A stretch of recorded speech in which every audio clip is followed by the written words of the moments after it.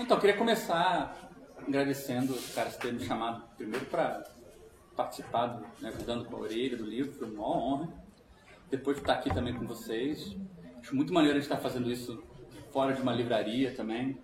Eu acho que ajuda também a gente a colocar o livro talvez no contexto certo, assim, porque talvez, assim, enfim, livros muito longos sobre um filósofo tipo Hegel, assim, eu acho que merecem uma justificativa até, enfim, já que você vai falar, vai ter a última palavra, acho que vale a pena você entrar nisso se puder, porque acho que quem te acompanha, quem conhece as suas preocupações políticas e tal, vai ter mais chance de colocar o livro em contexto, ou seja, né, acho que sempre que, enfim, política acho que é uma área que quando a gente vira assim, para o quadro negro, por exemplo, você dá as costas para a realidade, para pensar alguma coisa muito abstrata, parece meio obsceno, assim, né? Então, é difícil às vezes justificar por que vale a pena gastar 400 páginas sobre a filosofia do direito e a fenomenologia do espírito.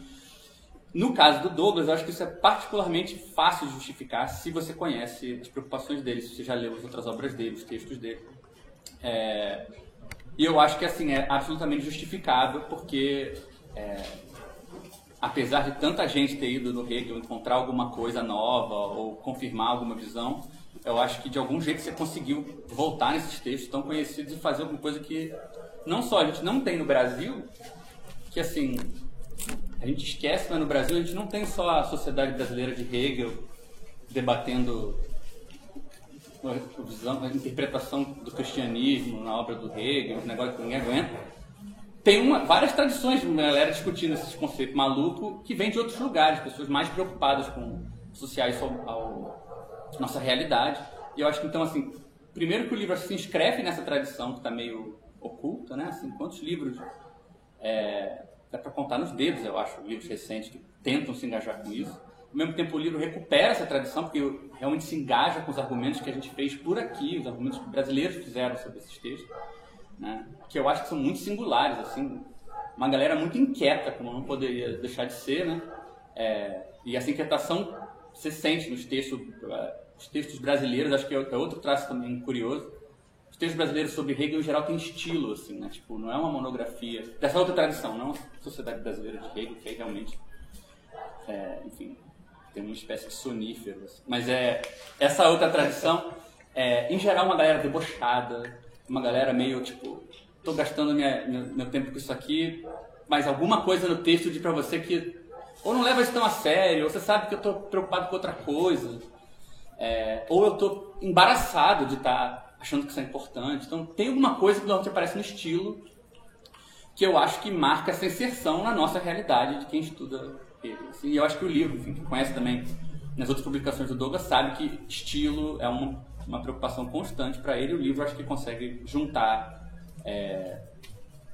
essas três vertentes, assim, né? Textos, romances dele com preocupações políticas, com o trabalho dele em filosofia, tudo meio que tá junto aí.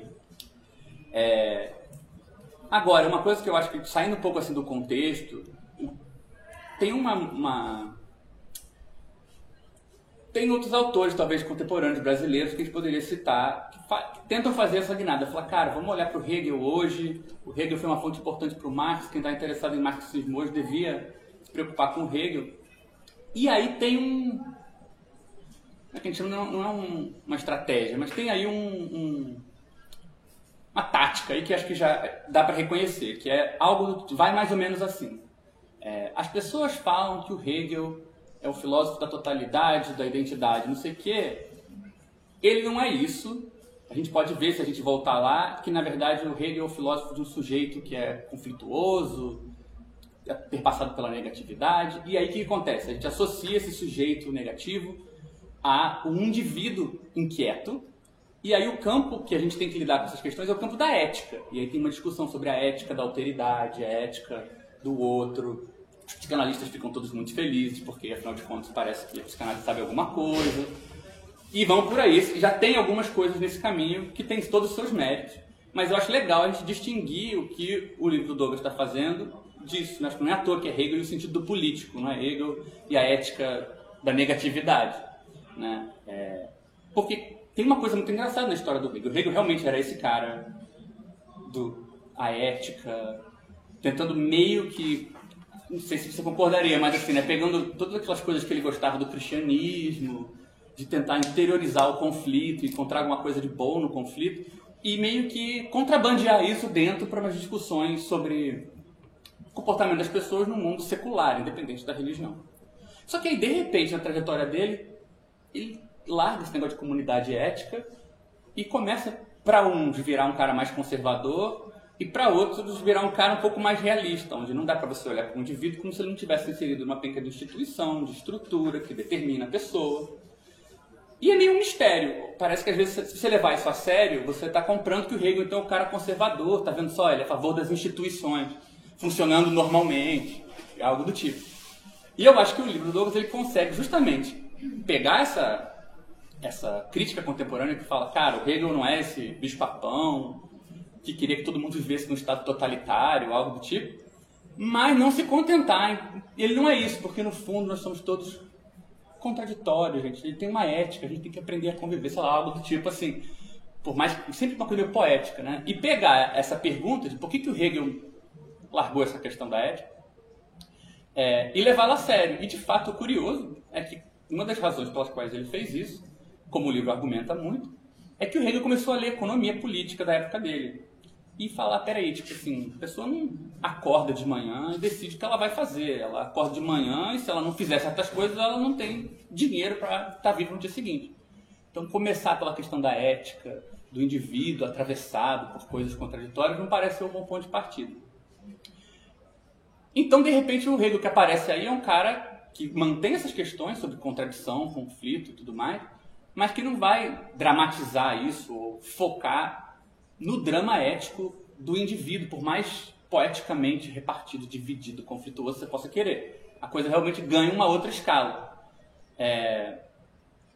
Então, assim, para mim, isso não só é uma novidade, vamos por assim,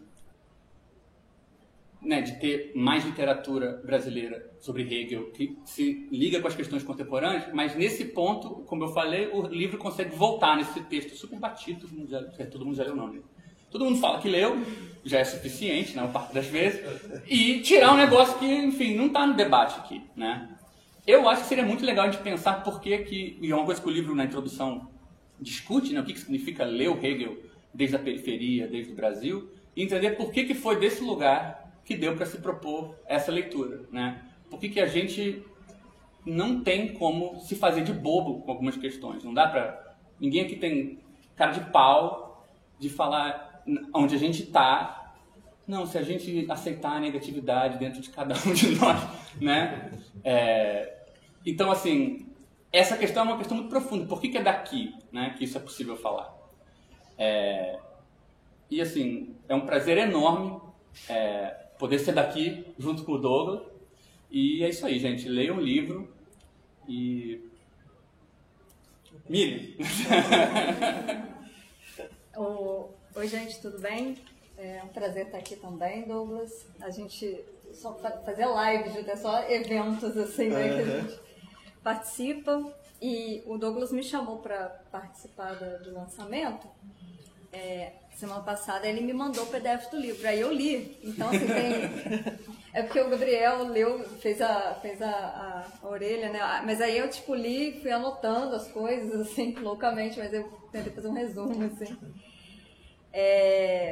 A primeira coisa, assim, que eu queria falar sobre o livro, sendo uma professora de Hegel, que já deu aula de Hegel, pelo menos, é que é muito complicado arranjar em português bibliografia secundária sobre Hegel, assim. Todo mundo que estuda Hegel ou quis se interessar, ou se interessa efetivamente, encontra essa dificuldade, porque o mercado editorial brasileiro é horrível, a gente baixa PDF, né? Então é sempre, né, não vou falar dos sites, porque... Mas a dificuldade é muito grande. E aí, por exemplo, você quer dar aula de Hegel, aí não tem livro, e aí não sei o quê, aí ninguém consegue, né, pegar coisas em português, você quer dar aula em graduação, não tem como. Isso tudo dificulta demais. E torna o Hegel sempre dentro desse esquema do cara mais difícil da filosofia, o mais hermético, o mais complexo, e fica todo mundo de saco cheio dessa história de ter que aprender 10 anos de alemão para ler o Hegel. Aí você vai atrás do professor, o professor, não, você tem que ler 10 anos de alemão, fazer 10 anos de alemão. E aquela confusão toda que, no final das contas, transforma o Hegel nesse cara elitista, né? Porque o acesso está sempre negado. Então, assim, a primeira coisa legal é ter um livro em português que dá para colocar nas ementas, né? Isso é muito bom. Então, particularmente, já é um feito incrível para as pessoas que se interessam por Hegel e vão dar aula de Hegel, vão estudar Hegel, vão escrever sobre Hegel, qualquer coisa do gênero, no futuro, assim. E aí, eu anotei coisas, assim, mais do livro, e eu não sei... Pode dar spoiler? Uma coisa que eu percebi muito, assim, é que quando a gente fala sobre dialética, né? E a coisa que todo mundo já está acostumado a escutar é que dialética não é tese, antítese e síntese, mas o Hegel tinha dado uma fórmula relativamente válida, que era a identidade mais diferença, né, no escrito do Fichte e do Schelling. E aí, essa fórmula, digamos assim, ela já é muito controversa, porque quando você escuta identidade mais diferença, você vai ter uma galera que vai escutar só identidade. E ela vai pensar que essa galera vai dizer que a diferença, o conflito, o negativo, qualquer coisa que destoe dessa identidade é apagada, é diminuída em prol dessa identidade. Quem fez isso demais é a geração de 68 na França, né? E todo mundo aqui conhece Deleuziano. Então, isso já explica. E é por isso que todo mundo ficou pensando, o Hegel, o grande totalitário, o cara do Estado, o protestante, né, o autoritário, né, toda essa fama horrível, né, que ele teve. Mas aí tem a outra parte da fórmula, que é diferença. E de uns tempos para cá, como o Gabriel falou, essa parte de diferença começou a ser de fato colocada em questão, né? Ó, gente, tem a parte ali de diferença. E o livro do Douglas fala demais sobre isso, assim, né? Ao invés de, então, olhar o Hegel como esse totalitário, né? E, assim, Karl Popper, pelo amor de Deus, por que você fez isso com a gente? Mas, assim, o Karl Popper fez esse livro falando que o Hegel é um inimigo, né, da liberdade, praticamente. E o livro do Douglas não fala assim, não, existe o quê? Diferença, existe conflito, existe lugar para o negativo, existe lugar para essa coisa que não vai ser subsumida pela identidade, pelo todo, pelo Estado, pelo espírito absoluto, né, por esse sujeito, né, o final da consciência ali, na forma de espírito. E nessa medida, essa questão está no livro do Douglas, assim, o tempo todo, é a premissa, na verdade, do qual ele parte, né? E tem uma parte que eu fiquei muito... que eu olhei assim na introdução, tá, gente? Tem uma hora que ele fala assim, Hegel, que propunha uma democracia radical. Eu falei, quê? Porque... caso vocês não saibam também, o Hegel ele era um anarquista, né? Ele, assim, democracia não é exatamente o atributo que um democrata não é exatamente o que eu diria dele. Eu falei, nossa senhora, o que está esperando? Só que aí você vai lendo o texto. Aí você vai lendo o texto. Aí você vai vendo que a noção de democracia que o Douglas está dialogando tem a ver com essa noção de identidade e diferença na medida em que a democracia vai aparecer como esse lugar do conflito, né? Vai aparecer como esse lugar da diferença, onde essa diferença vai eclodir e vai, inclusive, permitir que as coisas não fiquem num estado de permanência, de duração eterna, né, de totalidade parada, de imutabilidade. E, no final das contas, você vai lendo, aí quando na conclusão ele fala assim, o Hegel, o democrata radical, fala, democrata radical. E aí você fica... eu não acredito que eu estou falando que o Hegel é radical. Se eu falar isso na sociedade de Hegel, né, Gabriel, a gente vai ser, pelo menos assim, escorraçado. E é nesses lugares, então, que o Douglas convence de muita coisa. Muita coisa que não é aceita propriamente pelo mundo hegeliano e que, assim, muito hegeliano ortodoxo vai achar problema. Mas, na medida também que ele está propondo essa noção do conflito, da diferença, dessa democracia nesses termos, do sentido do político nesses termos, aí você percebe que não, é possível sim.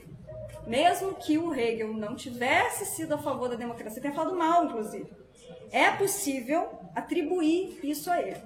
E, além disso, como é que então o Douglas ele vai conseguir conciliar essas coisas dentro da obra, propriamente dizendo, do Hegel?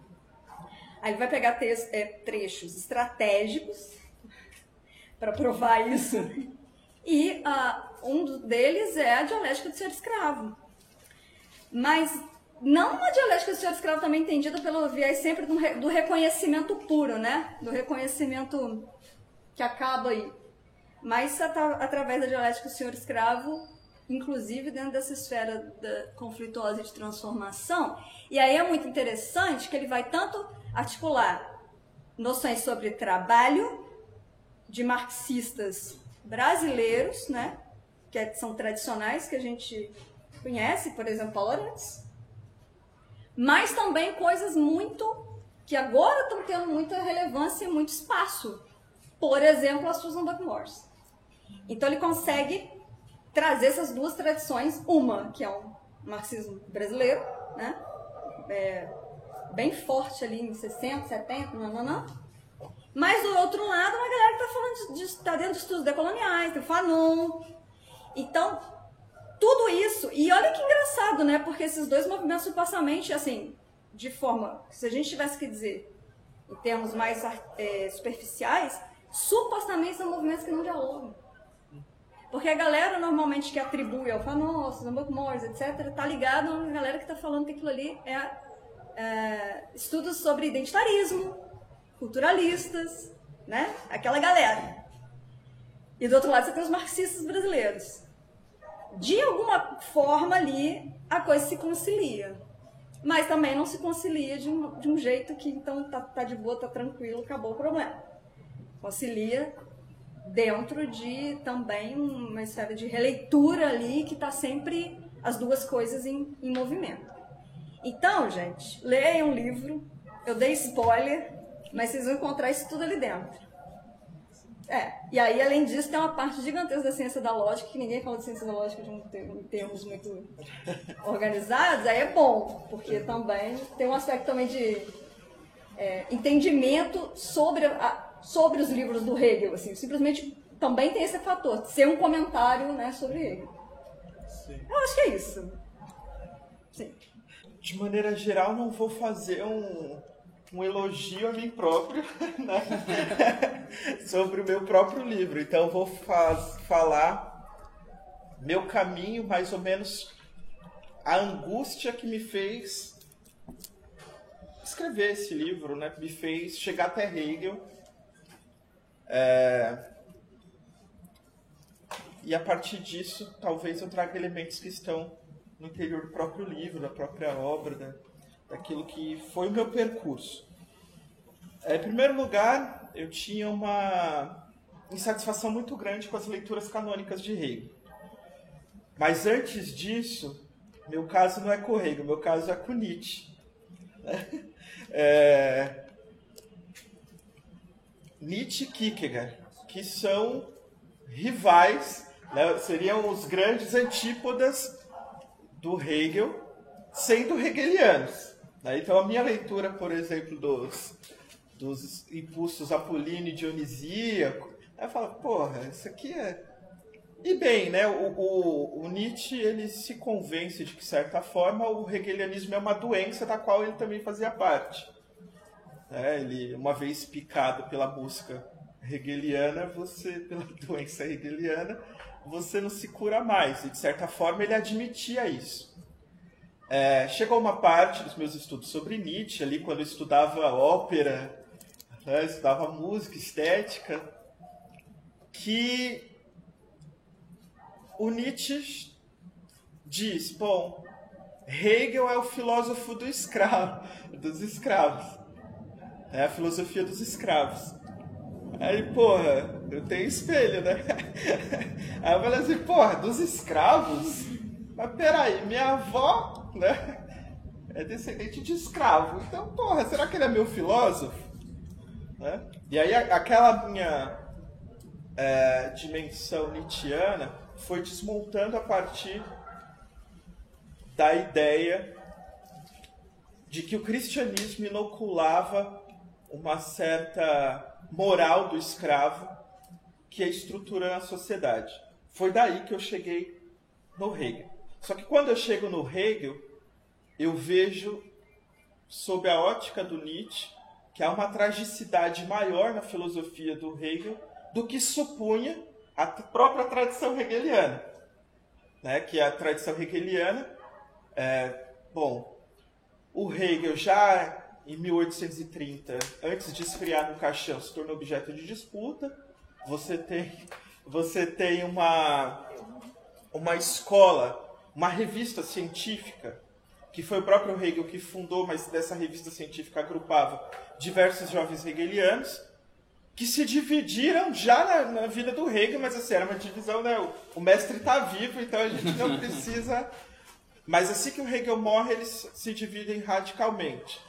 Né? Rosenkranz ele vai ficar como um hegeliano assim, moderado, né? Nem de direita, nem de esquerda. O isentão. Né? O isentão vai fazer lá a grande biografia do Hegel, a primeira grande biografia. Mas você vai ter rachas contundentes assim, entre os hegelianos. Mas ambas partes, né, tanto o hegelianismo de direita quanto o de esquerda, pensavam o Hegel como uma glorificação do existente. Né? Mesmo grandes hegelianos como Feuerbach, Feuerbach, pensavam o Hegel como essa glorificação do existente. E veja, quando eu cheguei nessa conclusão, eu não tinha terminado de ler a Fenomenologia, porque eu vou ler a Fenomenologia em 4 anos. Né? Assim, eu tenho um curso, uma graduação sobre Fenomenologia. Claro, 4 anos porque passa por diversos grupos de estudo, é uma leitura também coletiva, começa com um, vai para outro. Essa coisa gostosa que é ler a Fenomenologia do Espírito. Mas intuitivamente, antes de chegar no cálice do saber absoluto, né, eu achava que nenhuma figura dava certo daquela porra da fenomenologia. Eu falava, mano, não tem nada alegre aqui, né? E aí eu encontrei um cara chamado Masmela. Foi que é como você disse, aqui a gente realmente é um fosso editorial sobre comentários de Hegel. Os comentários são muito na lupa de um certo marxismo tradicional que vai, de certa forma, dizer o que se diz de Hegel. Né? Ou a gente não vai ter nada, vai ter, sei lá, Masmela, por exemplo, é um mexicano, salvo engano. Ele tinha um livrinho chamado A Reconciliação Desgraçada, a Desgraçada Reconciliação, Hegel e a Desgraçada Reconciliação. Aí eu pensei, porra, esse cara tá comigo, também acho isso, é uma desgraça, só desgraça atrás de desgraça. Então eu tive uma leitura trágica, sempre foi uma leitura muito trágica. Quando eu chego no cálice do saber absoluto, né, eu falo, porra, mas é isso? Cadê? Eu não, né? Eu saio assim e falo, eu achei que eu ia ser melhor, uma pessoa melhor, né? E não, é uma grande frustração, mais ou menos, o fim é o que é no início. Então volta para o início. É esse o convite, né? Então não é a escadinha do Wittgenstein, né? Que você vai chegar lá no Tratados Filosóficos, você vai falar, porra, agora sim, eu sou uma pessoa melhor, posso jogar a escada fora e daqui para frente eu sei que o mundo é tudo que é o fato. Né? Não, o Hegel não. O Hegel, quando você chega no saber absoluto, que a meu ver, é uma grande pegadinha antiga, dos antigos, né, da filosofia antiga. Quer dizer, o saber absoluto é saber que, na verdade, não se sabe. É essa a grande tensão. Tem um certo nível platônico, mas não é platônico, né? Já tem uma dimensão de idealismo, mas saber que a verdade é uma tarefa, e é uma construção, que passa por várias mediações de violência, como a organização conceitual, que é, na verdade, abstrair aquilo que é e tentar dar sentido àquilo que é. E ultrapassar aquilo que é, em certa medida, que aí vem a questão do sentido do político. Né? O sentido do político é justamente tentar agarrar o real, sabendo que o real é o infinito. Então, tentando dar sentido a esse real que sempre escapa. Essa é a grande tragédia, porque sempre escapa. Então, há um diálogo aí, até mesmo no sentido de que você nunca vai saber que sua escolha foi uma merda, a menos que escolha. Então, nesse sentido, há um positivo que é muito perene, escapa.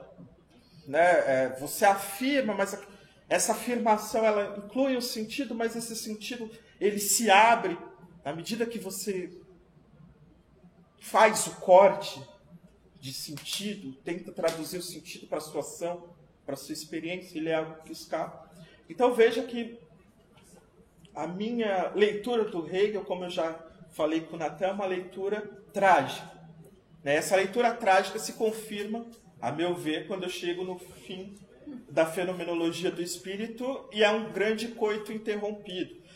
Agora, tem uma questão importante, que aí foi o Lukács que me chutou essa. De fato, há um processo, e o Marx, o jovem Marx, né, que é hegeliano, depois fica forbachiano, aí no fim da vida ele volta a ser hegeliano e escreve a obra máxima, que é o Capital. Né?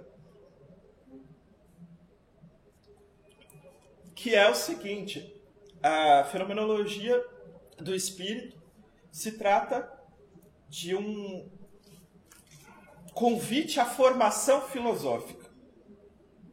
Então, de fato, quando eu falo que eu fiz a graduação na fenomenologia do espírito, eu fiz um curso de filosofia com a fenomenologia do espírito. Porque, de certa forma, o convite ao sair da...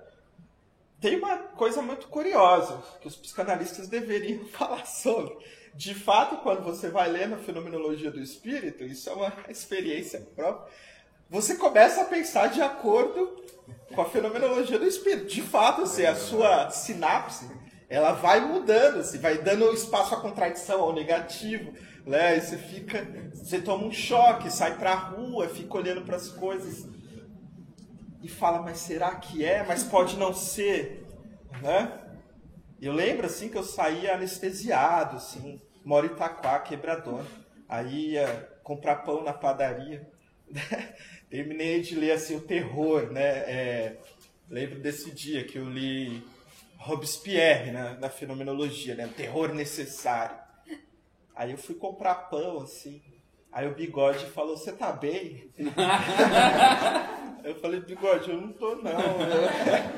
Acabei de descobrir que o terror é necessário para a construção e consolidação do espírito. Aí ele falou, cara, realmente você não tá bem. Eu não vou nem perguntar o que você tá falando aí. Então tem essas coisas, né? A fenomenologia do espírito realmente ela vai te formando. Se trata mesmo de Há vários comentadores que vão dizer isso também, né? Uma espécie de romance de formação, ou, como diz Adorno em alguma passagem, né? Uma sinfonia. Primeiro emite uma nota, as coisas vão ficando mais complicadas, mas está sempre circulando sobre o mesmo que não é o mesmo, porque já se transformou. Então ela vai, quando você sai, você tem uma experiência interessante de fato, né, que molda, de certa forma, a sua doença, que é a doença hegeliana. De certa forma, dificilmente você vai escapar e não vai traduzir essa leitura numa experiência intelectual própria, assim, sua. Então, desse modo também, é por isso que o hegelianismo também ele é múltiplo e multifacetado. Eu tenho para mim, essa é uma das linhas que eu sigo, que a experiência com o pensamento hegeliano, na verdade, o pensamento hegeliano a partir do século XIX, sobretudo quando retorna no século XX com a grande força que tem, impulsionado pelo marxismo e pelas revoluções, porque isso é um dos motivos pelos quais Hegel se torna não só inimigo, mas também amigo, né? Ou alguém que a gente não entende, mas está presente. O pensamento do Hegel ele se torna meio que uma ponte de voo mesmo, né? Eu diria uma linha aérea para vários voos filosóficos, né? Então, o Hegel se torna isso, quer queira você o ame ou você o deteste. Né? Só que tem um motivo também, aí vem a minha questão da atualidade, né? A questão atual, a questão situacional da minha leitura de Hegel. Eu li Hegel, sobretudo, para entender como a modernidade se pensa a si mesmo, como o Ocidente se pensa a si próprio.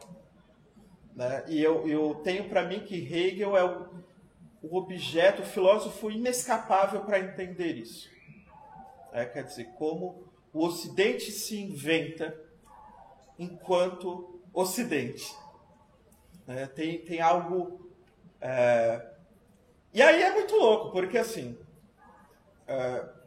a dimensão do negativo é fundamental para essa estruturação de sentido do que é o Ocidente. E aí entra aquilo que o Foucault falou, né? Você vai, no fim o Hegel está lá, parece assombrando como um grande fantasma, porque, de fato, os problemas que ele toca, e aí também a minha contraposição ao Habermas. Hegel não se trata de um filósofo da modernidade, mas do ocaso da modernidade. Ele é aquele que começa a observar as sombras que constituíram Aufklärung, o esclarecimento. Né? Então, ele já está vendo um ocaso mesmo ocorrendo e já sabe, inclusive, para onde vai. Né? É claro que depois o Marx, navegando nas águas turbulentas do hegelianismo, ele vai conseguir estender essa dimensão do negativo para a forma da produção e reprodução da vida social chamada capital. Mas em Hegel, você já vê, por exemplo, uma coisa que eu estava discutindo até com o Demian. A Demian está ali atrás. Que é assim, qual é o grande vilão político hegeliano? É a filosofia do direito. Né? Todo mundo vai falar, não, ali é a glorificação do existente, é o Estado, né, na sua plena potência. Mas quando você pega, né, quando você salta o livro que foi escrito em meio à lua de mel, né, que é o livro do Marx, quando você salta ali a crítica da filosofia do direito e fala assim, não, beleza, Marx, mas agora eu vou ler a filosofia do direito para saber do que se trata.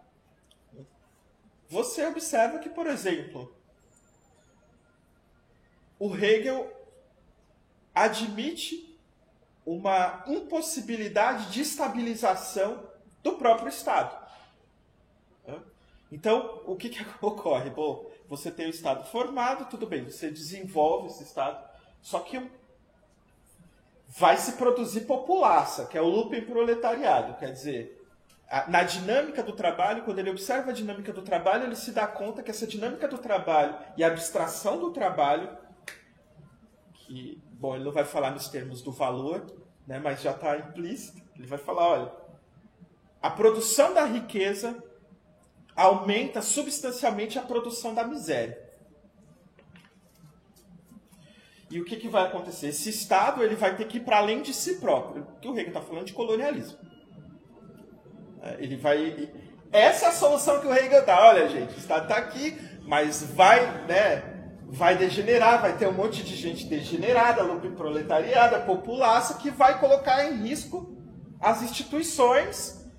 E essas instituições... É uma luta, não tem nada de gostoso, nada de tranquilo, fofinho, de representatividade, uhul. Não. Essas instituições, elas está a todo momento numa luta constante.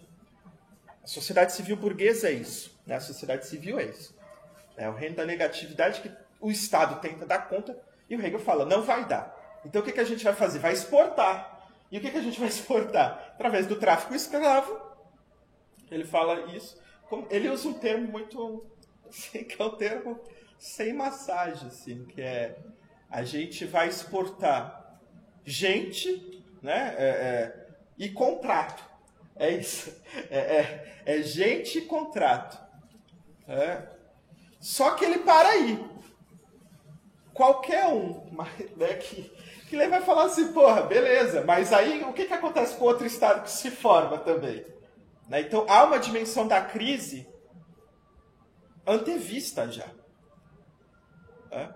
E aí que vem a questão do sentido do político, porque aí essa dimensão da crise, que já está posta, implica que nós, né, enquanto sujeito, e aí o sujeito já não é o sujeito indivíduo, o sujeito como um componente de uma ideia, né,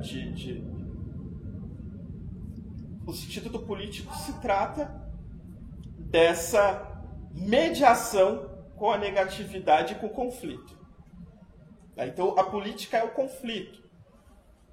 Então não é a conciliação. A política se trata de um conflito.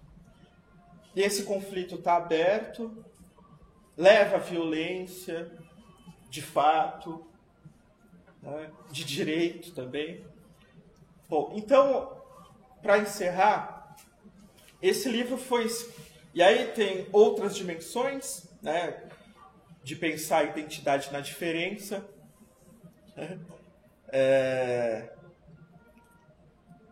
Tem algumas questões que vão sendo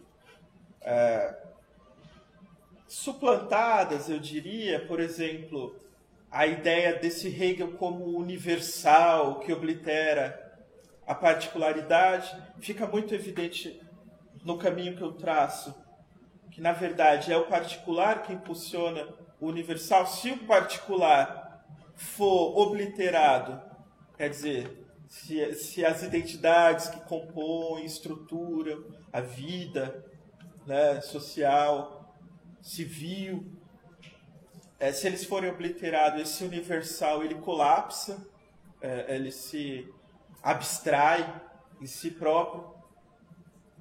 Então, de forma que a particularidade é aquilo que redimensiona o próprio universal. E aí vem o Althusser aí, pode falar o seguinte, bom, então a gente não tem saída dessa máquina. Como que a gente sai dessa máquina?